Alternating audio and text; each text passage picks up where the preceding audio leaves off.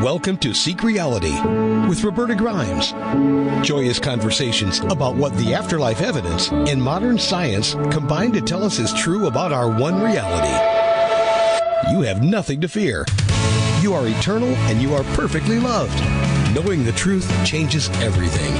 Now, here's Roberta. Welcome to Seek Reality. I'm Roberta Grimes and I'm delighted you're with us today. My dear friends, some of our guests here at Seek Reality have been so transformational for me that they have actually reinvented my view of something really major in the field of some area where I have felt like an expert. The afterlife, the greater reality, my relationship with spirit, big things. And that's been the case with our guest today. He has caused me, believe it or not, to take another look at the whole Catholic Church. Our guest this week is here for the 9th time. He's the wonderful, sweet, delightful, beautiful Father Nathan Castle, who is a humble leader in the field of doing afterlife rescue work. We have known Father Nathan here for something like 5 years, I think, maybe a little more, ever since his first book came out. And I flat could not believe that this spirit rescue work was something that the Catholic Church would even allow. But they do allow it, and right then and there I had a whole different view of the Catholic Church. Father Nathan is a Dominican priest who lives and works in a community of Dominican men and women serving the University of Arizona in Tucson. He's a gentle and a very spiritual man, and about 25 years, maybe closer to 30 years ago now, he was recruited by elevated beings not in bodies to do spirit rescue work with them. As I have only very lately come to accept, to my horror, and I think to yours too, almost 25% of people go off track for a time when they die, and they generally do that by their own choice. We'll talk more about this perhaps today, and our wonderful friend, Father Nathan, is one of those who is trusted to help to rescue some of these people when they feel ready to be rescued. Mm-hmm. Before I first met Father Nathan, I already knew quite a lot about more traditional spirit rescue work, and I even had experimented with learning how to do it myself with the late, great expert Bruce Moen. But I never would have dreamed that the Catholic Church would sanction something like spirit rescue work. Then in 2019, I read Father Nathan's terrific first book, which is called Afterlife Interrupted, Helping Stuck Souls Cross Over. And everything in it was completely consistent with what I had learned during all my decades of doing afterlife research. And that book was then followed by books 2 and 3 with similar titles. Father Nathan's books are, I have to say, they're terrific. They're absolutely terrific, and you're going to love this interview. Father Nathan, welcome. I'm thrilled to have you here. Great to have you back. Thank you so much. I love talking with you. I love the revelations you've given us about what really goes on. And the Catholic Church tries very hard to be very spiritual, and this is all very spiritual stuff. Well, it means universal, and it's trying to embrace the universe. And, we do that in a kind of hit and miss way, don't we? We'd all like to be universally loving and kind and compassionate and fair and so on. And we do that well sometimes and not as well other times. So I think it's more open-minded than the Protestant churches are. I don't think they would sanction this, really. Well, I guess it would depend on which one you're talking about, but you mentioned rescue work. I was thinking, I saw something recently of one of those guys that's like dangling from a helicopter, picking somebody off a cliff or off a burning ship or something like that. It's not nearly as dramatic as that. The work that my partners and I do is more where we're with an afterlife team and with a spirit team in the Catholic Church of Saints and Angels, the language that we use. And we are members of a team, but I don't believe that we are at all the headliners. I think we just have a modest place. I think of us as near the door on the way out of a healthcare system. We're like the discharge staff, that the work that has happened since the people that I and my partners deal with almost all died violently and suddenly. Yes. Or they had some tragedy that happened during their life that sort of killed their spirit, and they never really got over it and kind of trudged to the grave, and then brought with them into the next phase unresolved grief of some kind. And the hard work has been done, and we are at the tail end of it, and we help them out the door. So we're the discharge staff. And that involves helping them gather themselves, collect their imagination, imagine something new that they're going to, and then they'll need a companion and some sort of transportation. We help with that. That's right. Yes, that I would think that's very well put. We who know the process, have studied the process, know that we do life planning before we're born, and part of that is exit points. And the people that you help generally died not at their exit point. They sort of exited in a peculiar way, usually, and therefore they're kind of cast out of their bodies. And that's when they die violently, when they die in a surprising way, they often need to be rescued anyway, and they just chose not to be rescued right away. Some of them were embarrassed about how they died. Some of them, or they felt shame, and they kind of traveled in the wilds for a while. Yeah. And they were rescued. Their spirit guide is with them. Maybe they have angels with them.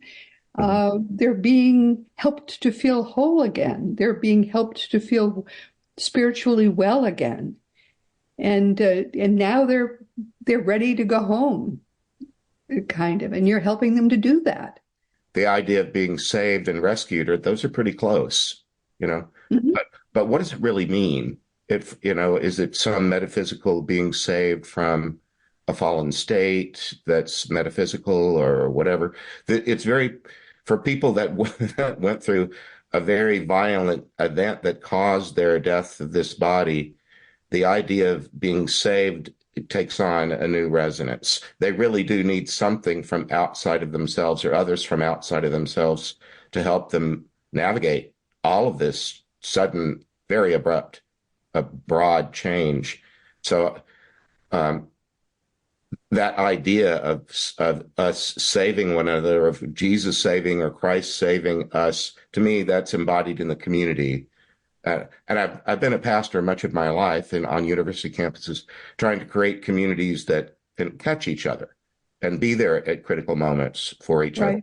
So it's not just something that happens in your private prayer life or some other way that we make tangible the idea that I've got your back. That's part of saving somebody, is being there to catch them when they fall. And so this work somehow falls into that in a mysterious way. Right. And I know that saints, angels, spirits at a very elevated level often are part of this rescue work. Yes. Especially our own guardians. That's the language that I use as a Catholic, that I was taught as a baby. As a child, I had a picture of the guardian angel over my bed, and I was a little tiny kid, and I was praying to my guardian early on. Had a lapse of some time, after in my teens and later, where I didn't do that, but later returned to it. And the guardians are real. They're sometimes there other languages might be used, spirit guides, or I don't know what else you might have heard, but guardian angel, exalted spirit, you used some energy beings, whatever. Your guardian is just a pivotal person, and they are persons. They're not human persons, nor are they divine persons or angelic persons, but they share with us personality, and they are all over helping the one. They might not have been able to help you, not die in the car crash. You might want to say, well, what kind of guardian were you? You let me die in a car crash. Well, I did the best I could. I got you out of it before you flew through the windshield. That's right. That's right. You were out of the body before the crash. Over and over again. I see that the worst, when we lose someone we love or hear about people in the news that went through something just horrific, what I've seen in many of these stories is, yes, of course it was, except not as bad as you might imagine, because I was pulled out of it before my body burned. Yes. whatever. Before, yeah, exactly. That's what we see too from the area where we working with these horrible events. They were out of the body before the body burned or before the body went through that horrible Right. event. There's a story in the newest book of a young man that was in a work van, one of those 15 passenger ones with Yes. several rows of seats, and he was located all the way in the back in the middle, so nowhere near a door or a window. When he was on a work crew involving petrochemical work, oil field work, and refineries, which I grew up in Port Arthur, Texas, which is just one great big refinery. So, and that's my dad took ships in and out of the refineries. So I was very familiar with the landscape he was describing. But there was an explosion in this refinery that didn't affect them directly, but they figured it's probably changed our day. You know, our work, the work we're on our way to is probably different. We need to get on the radio and find out. Well, the guy that was driving had to turn them around. He had to turn around this 15 passenger van and had never driven one before. And he chose a space that was not sufficiently wide for the turning radius of it. And they were teetering on a bluff above a nasty body of water with, inside an oil refinery. You probably don't want to go swimming there. No. He had, for a moment, he was only 23, but he's funny. And he thought of a Far Side cartoon. Do you remember the Far Side? Yes. They're one panel, ridiculous cartoons that were popular for about 15 years. There was one that was called the Crisis Center. Do you happen to remember it, Roberta? No. I can imagine. Didn't even need a caption. It was just a picture, a pen and ink drawing of a 3-story brick building that must have been swept away in a flood because it's in a river. It's floating down a river, and it's on fire, and it's about to go over a waterfall. On the outside of it, the sign just says Crisis Center. Oh, yes. Okay, I get it. It's one of his most famous ones, Every conceivable crisis is going on this minute at the Crisis Center, right? Right. He said, I thought there was a chance. He thought of those movies where there's a spinning tire because the vehicle is just perched on a cliff and maybe it's going to get traction and maybe it isn't. And he said, I knew we were in one of those, except it wasn't a movie. And he said, if we fell, we would he said, I wasn't wearing a seatbelt because nobody in a van wears a seatbelt. And he referenced like the ones that take you from the parking lot into the airport. He says, who bothers with a seatbelt in one of those? It was like that. I wasn't wearing a seatbelt. I knew that if we rolled, I would be a rag doll inside this thing, and I could die of blunt force trauma, or it could explode into fire and I could burn to death, or it could go all the way to the bottom and I would drown in nasty water inside an oil refinery. Oh, geez. He only had a moment to think about this, but that's what he was thinking about as the thing did topple, and his guardian yanked him out of it. And he called his guardian Tinkerbell from Peter Pan. Oh my! Split around, and he said Tinkerbell pulled me out, sat me next to the road, and said, "Do you understand that you are safe and that you are here with me?" Yes. Your body is over there, but you're over here. Do you understand? Yes. He said, your body carried you through many things, but it couldn't carry you through that. No. You can look at it if you want to or not. And then they're without gender, but they kind of present as more masculine or feminine, and they go with that. One or the other, right. And Tinkerbell said, we're going to stay right here until you say the word. When you say the word, I'll take you to somewhere better. And he thought, I could stay on the side of a road where I just died or somewhere better. Like, how many worse places are there than where he was? So he said, I think I'd like somewhere better. Yes.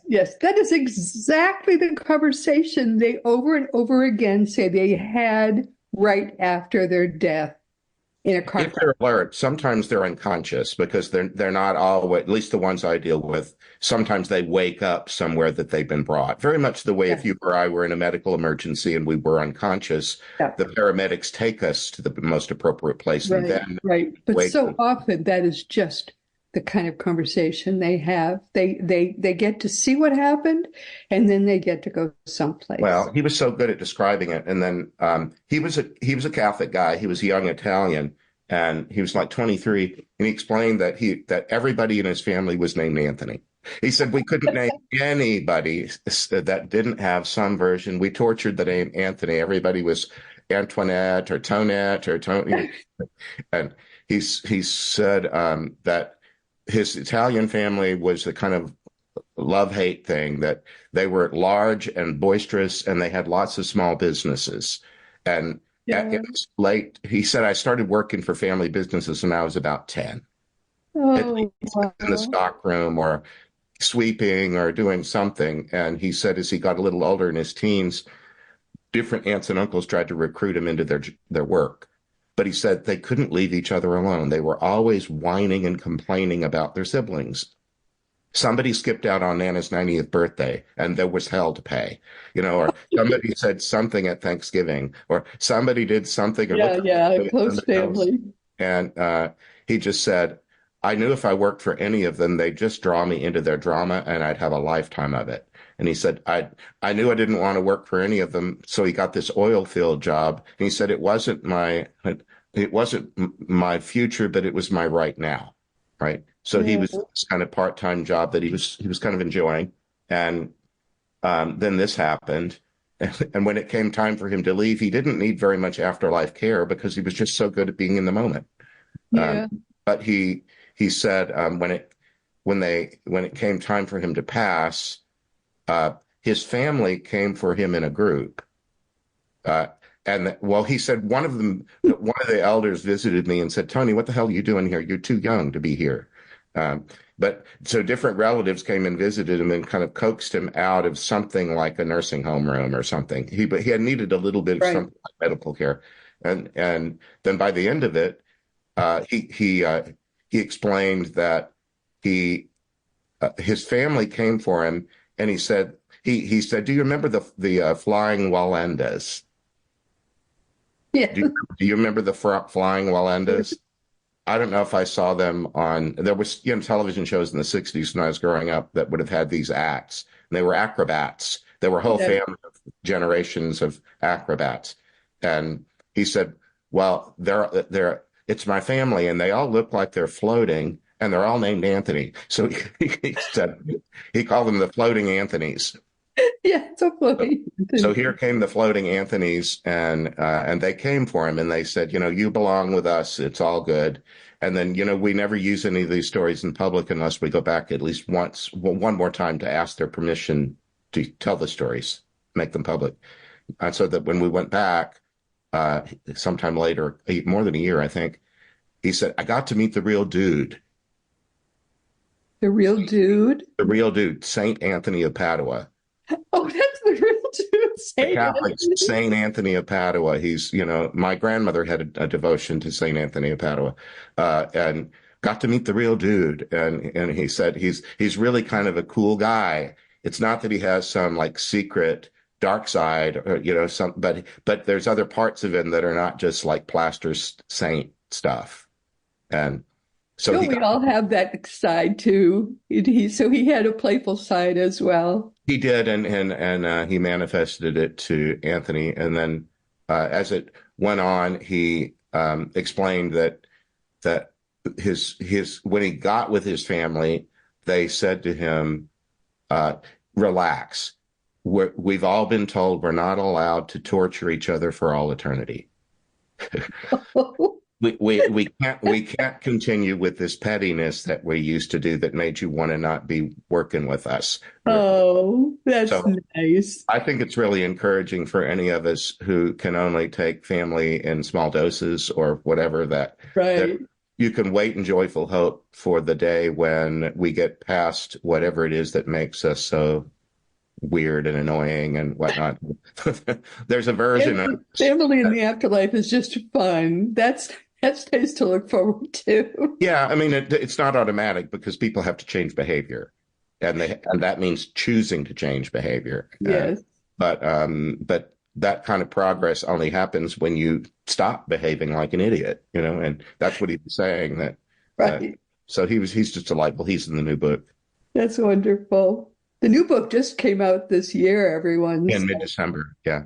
yes, so let's look forward to reading that. But all of these books are so enjoyable. They're like candy. They read so happily and so comfortably. And some of the stories are wonderful, and some of them have Jesus in them. A lot of the people who enjoy my podcasts also really enjoy stories about Jesus. So you've got some of those in there too. I do. Although they're more about what I would say is the Holy Spirit. Well, we're recording this in April, and Easter was 3 weeks ago. And in the churches that follow a common lectionary, like the Catholic Church, the Episcopal, the Methodist, the Lutheran, Presbyterian, we would all be in this time of the year focusing on those stories of Jesus after the crucifixion, apparition stories. And in those, a lot of them, even though people have known him for several years by now, they don't recognize him at first. He doesn't look exactly the way he did before. And Mary Magdalene recognizes him in John's gospel when she calls her name, Mary. It was the sound of his voice did the trick. And then other times he looks like some guy walking down a road.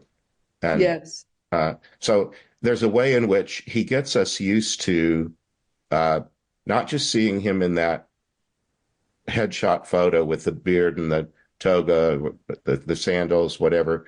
He gets people, they need to get used to seeing him inside each other, because spirit means breath, and he can be breathed in this new form after the death on the cross.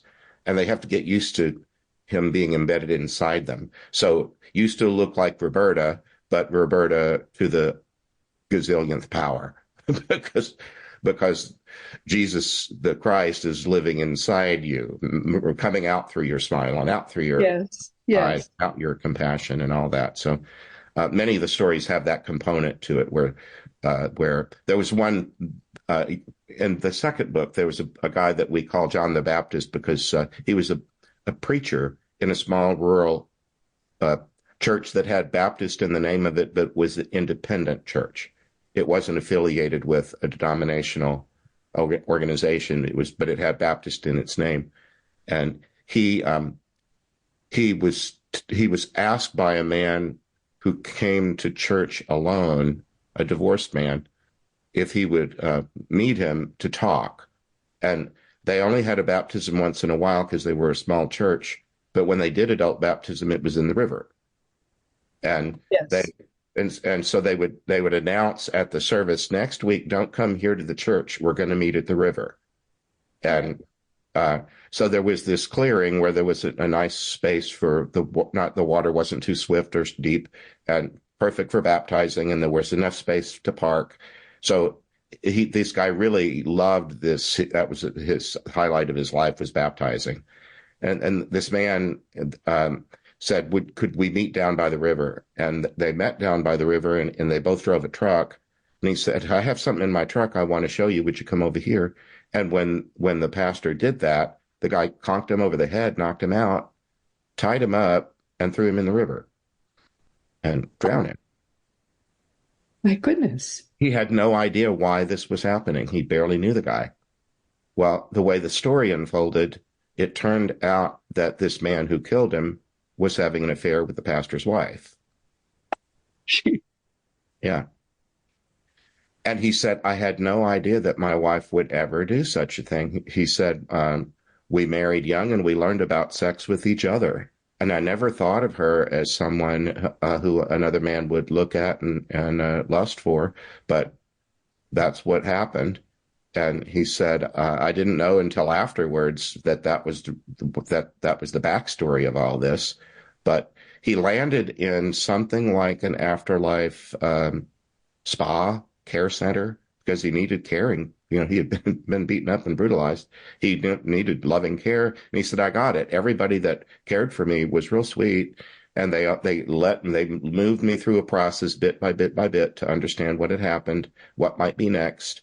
And he said, but there were lots of them, the way that when you're in a hospital, you usually have any number of shifts of different people coming and going, and different ones that are a respiratory one, or somebody's doing your blood, or somebody's just bringing in a tray of food. He said there was this one fellow that kept visiting, and he was always so nice. He was like a chaplain, and he would not stay too long, because you shouldn't when people are so ill. But he stayed longer and said he'd come back, and eventually he asked, "When am I going to see Jesus?" And the people told him, "Well, you know what? He's in all of us, and you've been seeing him all along." He said they had to take me back to Christian preschool and remind me about the Holy Spirit, that the Holy Spirit is Jesus, that there's only one God, and God is one but has many different ways of manifesting. He said he's in all of us, but if you want to see that version of him with the toga and the sandals, we'll get you ready for that. So that happened on his own time. Well, I didn't get to be a party to that, but he explained that he was going to get to see the Jesus that he thought, the everlasting arms. It was one of his favorite hymns, that he would be swooped up into the everlasting arms, and he was still awaiting that. But he had to be told, Jesus has been with you all along. He just looks different. Yeah, how fascinating. Yeah. You must love doing what you do. I do. There's such variety in it. And I meet the nicest people. Many of them are people that you've not heard of. Others are people that are famous, and they're quick to say, everybody here is well thought of. People aren't, in awe or gawking at us just because we used to sing or dance or do something that made us very well known, because everyone here is well known.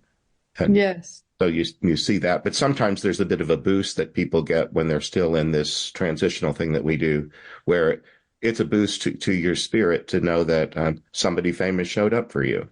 Wow, well, I would have never thought I would be meeting you. Thank you for being here. So that can be fun. And then just all of it, they all die so horribly, and it kind of doesn't matter after a while. No.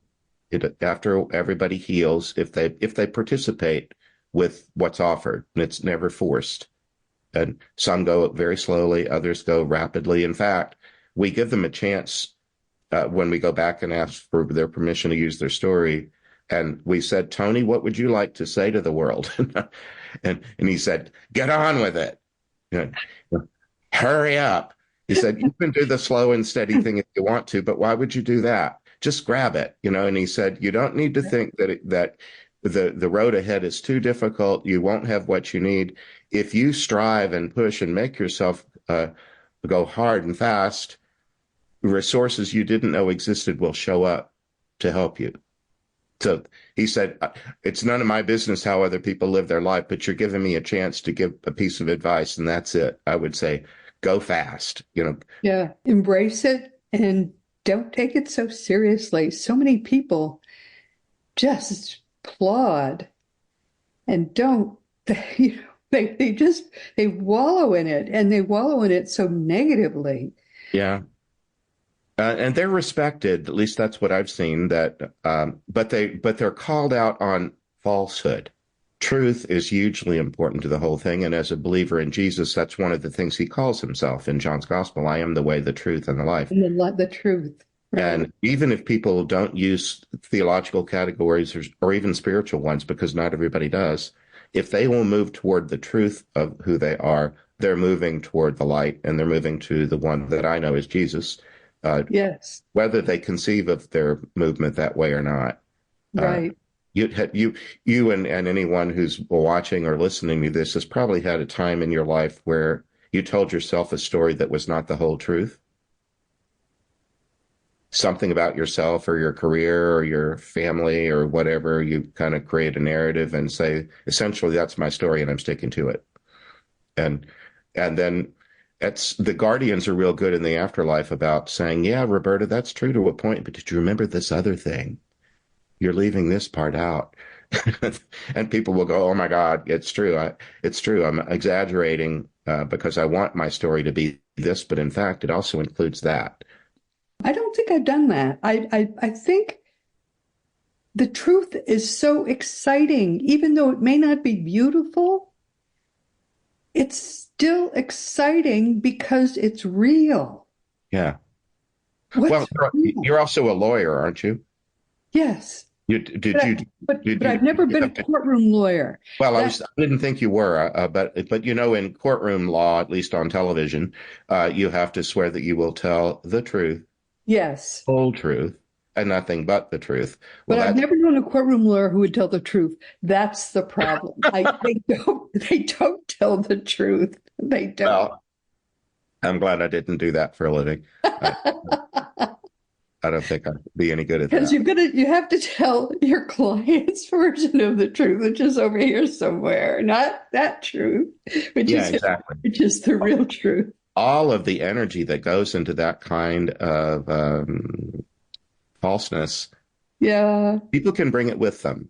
But, you know, growing up as a Catholic, there might be Catholics in your audience that learned about purgatory as some sort of a penal colony or jail cell, and that Jesus Christ, God, somebody was the judge, and they were going to oversee the fact that you didn't advance until you had served the full sentence.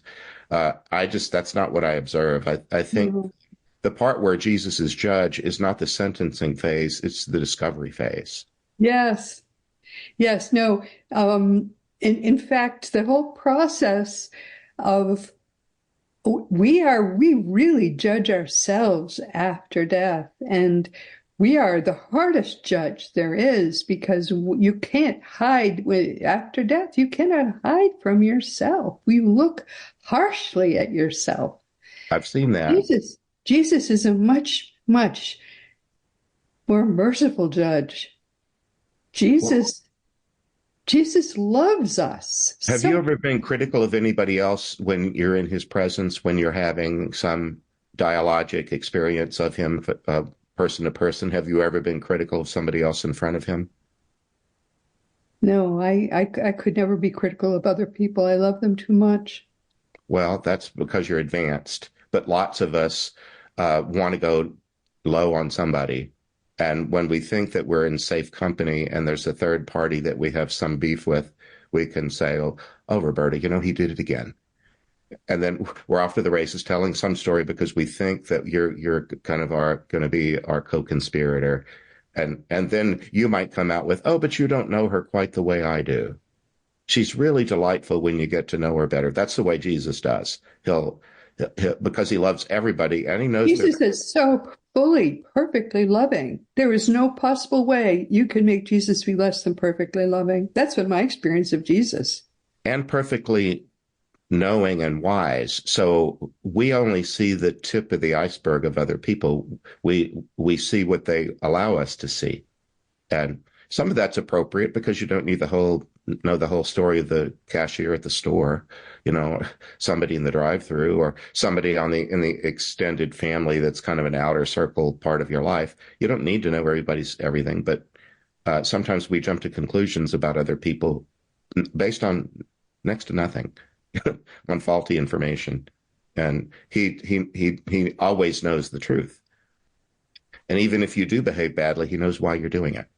Yeah, that's the thing with Jesus. Jesus knows our innermost soul. Yeah, yeah. And that's been my experience. I mean, you may know better than I, but Jesus seems only to know us at our perfect heart. Well, and people might think of him as the son of the carpenter, but the work that we see him do in the Gospels is that of a teacher. He's a rabbi. Yes, totally. I've been in academic ministry my whole life. I went off to kindergarten at 5, and I haven't left the educational field since then at 68. So I've been around lots of teachers, and I teach. But the best teachers I've ever had saw potential in me before I did. And they drew it out of me. Yes. They can see a future version of this kid, of this student, and they can somehow steer you into the direction of your higher, better self. I'm sure you're a wonderful teacher. Yeah. Because you write that way. That's how you write. I love to teach, and I love words. And originally I was an art student, and when I shifted from tactile arts, from oils and all those things, um, and became a preacher. I had to adapt to words being my media, my artistic media. And so I pay a lot of attention to what they mean and etymologies, how the words we use came to be, kind of the history of a word and other words it's related to. Most abstract words have some concrete application. I'm just thinking of one. Talk a little bit while I collect my thoughts. I'm trying to. You know what it is about Jesus? Summit. You know what I want to tell you this while I talk, but before I forget it. Summit. I was thinking about the word sum the other day. SUM. Yes. And it often means to conclude, to sum up. But it also is the root of the word summit. Yes. The peak of a high mountain. That's because the Romans, when they added from the bottom up, and the sum was at the top of the column and not at the bottom. Oh, yes. Isn't that interesting? Yeah, fascinating. Not as fascinating as Jesus. You were about to say something about Jesus, I The think. thing about Jesus is that he sees you at your highest, and he makes you live to your highest. Yes. That's the thing about Jesus. He sees you as your highest self. So it isn't so much that you already are that, but he sees you as that, and so you live to that. Yes. And you stop being less than that. Right.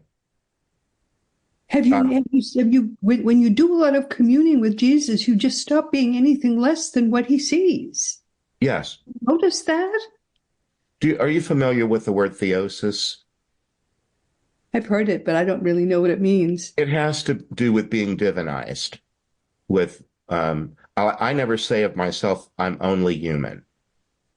Now, it's true that I am human, but I also have the divine spark in me, and I'm being transformed from version to version to version of who I can be, because that's what love does.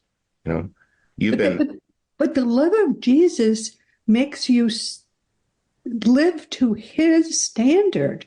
Yes. And when you live to his standard, there's nothing less than him in you anymore. That's what I mean. That's essentially what theosis is. It's where St. Paul can say, I'm no longer me, but I've died, and I'm no longer me. I'm the Christ who lives in me. Yes, exactly. That's exactly it. Exactly it. You stop being anything less than Jesus, because there's nothing less than Jesus left in you.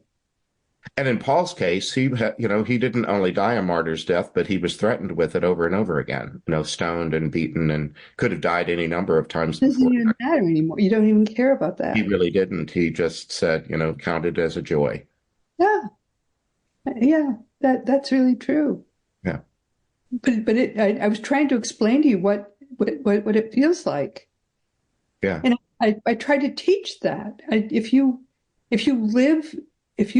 you spend enough time with Jesus, it stops even mattering to you. Nothing else even matters. Mm-hmm. Well, I live that way a lot of the time, not all the time. But I'm trying to teach this. I'm teaching a course in living this way. yes. And as people start to get it, watching them develop the joy of it is quite wonderful, actually. Yes. Well, from my Catholic training, I was taught about, I had the picture of the guardian angel over my bed, but I had the statue of Mary on the nightstand. And I was told that I had family on earth and a family in heaven. And this is my other mother. My mom was teaching me about my other mother, and, our church was named for her and so on. So, not every Christian, has that, as part of their religious imagination, but as a Catholic, I did from tiny. And she shows up a fair amount. There's 3 stories in the new book where she has a prominent role, and she's full of the spirit of her son. She bore him in her own body. And she shows up, and it's just the sweetest thing. Just, she says, I'm often depicted with these crowns and gowns, but I was a poor woman who had dirt beneath my nails more often than not. I can't think of a day when I didn't sweep the floor.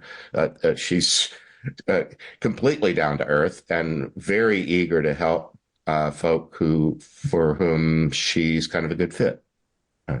So there's several stories where she has a prominent role.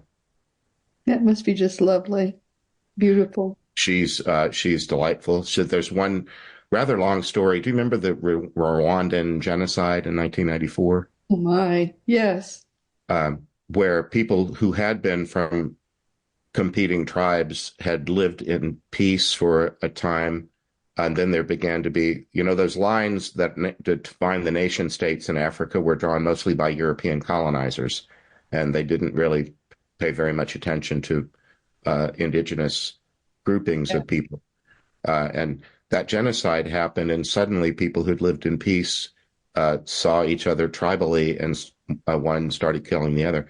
There was this one family, instead of giving me a little narrative of a dream, they just showed me a snapshot that looked like a posed family photo, except they smiled and waved. That's all it was. And I woke up going, I think that was contact. I think somebody wanted me to notice them. So I wrote it down, and we went into prayer. And it turned out the man said, yes, I just didn't want to show you what happened to us because we were in the Rwandan genocide. He said, I was a Catholic catechist. I was a leader in my local church, and my wife and my daughter were as well. So when the danger happened, we ran to our church hoping to be safe there, and we hid. And he said, but when the closet we were in, when the door opened, instead of seeing someone who was going to save us, we saw people who murdered us with machetes. And he said, I just couldn't bring myself to come into a priest's sleeping imagination and show him that. So I hope that we could just wave at you and get your attention. And it worked. So, yeah. Oh, dear. Oh. But Mary showed up in that one, and so did a saint that many would not have known of, called St. Charles Lwanga. He died in Uganda in 1885 as a martyr, and then became canonized and part of the Catholic Church somewhere in the 20th century. And he showed up to say hello and said he would be on the team. And then the fellow described, as he showed me a scene, he said, we were people who never threw anything away. We lived pretty simply, and we never threw anything away. We found another use for it. And he said there were these large sacks that grain and different things arrived in, like burlap sacks that you might have been in a sack race. Yes. We saved those. And he said, and then he said, we saved fabric. When some article of clothing was too raggedy, we saved the fabric for some other use, at least dust cloths or something. But he said we were, one of the things we were doing is that we were trying to teach the children that Jesus and Mary and the Holy Family were not just Belgian. He said that it was the Belgians who brought the faith here, and the Germans. And he said, so all the holy pictures they had looked like Jesus was a Belgian or a German. And he said, mine is the third generation of the faith in this region. And he said some of the missionaries taught us that eventually our own artists would have to catch up and make new artwork that would make Jesus look a little bit more Palestinian than Belgian. And he said, so what we did was we took the cloth and made a dye bath. And then he said, we took corn shucks because corn grew, the Europeans brought it, but it grew very, very well here. There was always an abundance of corn. And he said, but rather than throw away the shucks, we put them in the sun and dried them and put them under rocks to make it flat. And then it became something like construction paper. And the children could use scissors and paste and make dolls and things from the corn husks. That's lovely. Oh, and dear. he saved they put the fabric in a black dye bath to make it look like African skin. And then they would make Madonna and Child little dolls. Oh, lovely. And he showed me a scene of him supervising that as a catechist. little children making their Madonna and child dolls. And then he said, one of the other things we did was we took those big sacks and we poked a couple of holes in one end of it and ran a cord through it, and we turned it into a sled. You could drag it along the ground, and the older children could drag the younger children, or the adults could drag the children, and it became a toy. So when it was time for them to cross, he said, I'm grateful that I can be the spokesperson. He said, I was a chieftain in a house of 3 chieftains. My wife and my daughter were very strong-willed women, and they proved how strong they were in the ordeal of our deaths. He said, we were a household of chieftains. And he said, when it came time he said, I'm grateful that my wife and my daughter don't have to talk in this process, that I can do the talking. And then when it came time for them to cross, here came Mary as Our Lady of Rwanda. And she came on the line and she said, these people are very sweet and they live a life very much like I did. I never threw anything away. We always turned something into another use. And when it came time for them to cross, Abraham was the father's name. He came on the line and said, she must be very strong because she wants us all 3 of us to sit down on a sack and she's going to pull us to the next dimension. I wish we could talk all day. We have totally run out of time. Oh, well. This always happens. Oh, my dear friend. I'm so, so glad that we were able to do this again. And we will do it again very soon. But you're doing such a wonderful job. You're such a wonderful ambassador for your gift. And, well, I'm enjoying it. Thank you. What do you want people to take away from what we've been talking about today? One of the people in the new book said, she died, her husband and only child, a 2-year-old, died in a car crash. And she grieved and grieved until she died. But then she said, don't let the worst thing define you. Beautifully said. Don't let the worst thing define you because it's going to turn. The darkness precedes the dawn. Good Friday comes. Absolutely right. It will get better. It really will. Well, thank you so much, my dear friend. I'll see you very, very soon, and I hope you have a terrific summer. All right, thanks. Let's do it. And everyone, next week, I can't talk about any of this, just quickly. Next week, our great friend, Dr. R. Craig Hogan, will be with us for the 45th time in almost 11 years.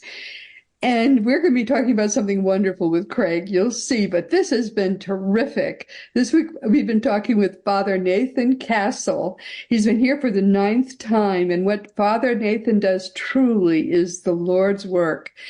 Afterlife Interrupted, Helping Stuck Souls Cross Over are his books. There are 3 of them. I recommend them all. And there's no time to talk about anything else because I just get mesmerized whenever I talk with Father Nathan. And there's no time to talk about anything else. I have some books, you know what they are, and you can get there are more than 500 past episodes. You can get them wherever podcasts are available. You can get a free app wherever apps are available to get the new Seek Reality apps. You can get the videos wherever videos are available. And meanwhile, this has been Seek Reality with Roberta Grimes. Please enjoy and please make the most of this coming week in our one reality, always knowing that you are a powerful, eternal being. You never began, you never will end. And the most important thing I want you to know is you, most of all in this entire universe, you are infinitely, powerfully, and eternally loved. You've been listening to Seek Reality with Roberta Grimes. Roberta blogs and answers questions at robertagrimes.com. Join us every week as we explore what the afterlife evidence and modern science combine to tell us is true about the one reality we all share. Knowing the truth changes everything.